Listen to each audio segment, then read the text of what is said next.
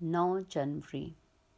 नए अहद नामा में से आज की तलावत मुकद्दस मत्ती की अंजील उसका 7वां बाब उसकी 24वीं आयत से लेकर 8वें बाब की 22वीं आयत तक।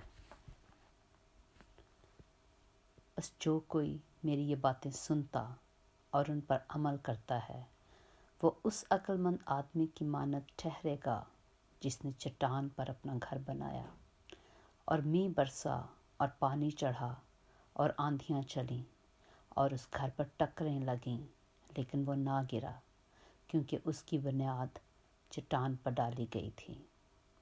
और जो कोई मेरी ये बातें सुनता है और उन पर अमल नहीं करता वो उस बेवकूफ़ आदमी की मानद ठहरेगा जिसने अपना घर रेत पर बनाया और मींह बरसा और पानी चढ़ा और आंधियां चलीं और उस घर को सदमा पहुंचाया और वो गिर गया और बिल्कुल बर्बाद हो गया।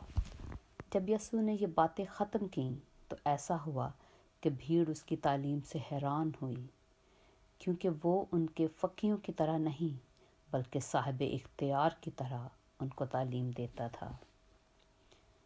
मुकद्दस मत्ती की अंजील उसका 8वां बाब। जब वो उस पहाड़ से उतरा तो बहुत सी भीड़ उसके पीछे हो ली, और देखो एक कोढ़ी ने पास आकर उसे सिजदा किया और कहा, ऐ खुदावन, अगर तू चाहे तो मुझे पाक साफ कर सकता है।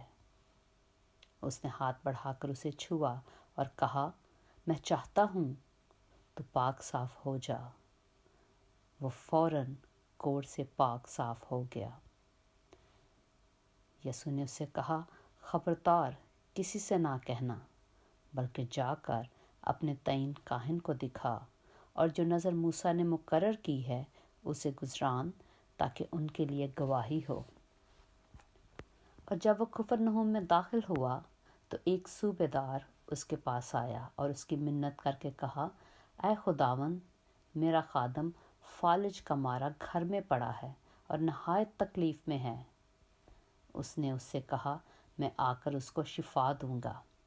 सूबेदार ने जवाब में कहा, आए खुदावंद, मैं इस लायक नहीं कि तू मेरी छत के नीचे आए, बल्कि सिर्फ ज़ुबान से कह दे तो मेरा खादम शिफा पा जाएगा।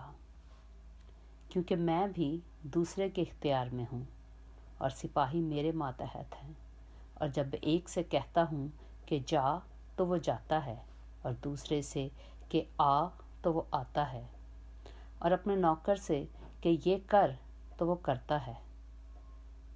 यीशु ने ये सुनकर ताज्जुब किया और अपने पीछे आने वालों से कहा, मैं तुमसे सच कहता हूँ कि मैंने इस्राएल में भी ऐसा ईमान नहीं पाया।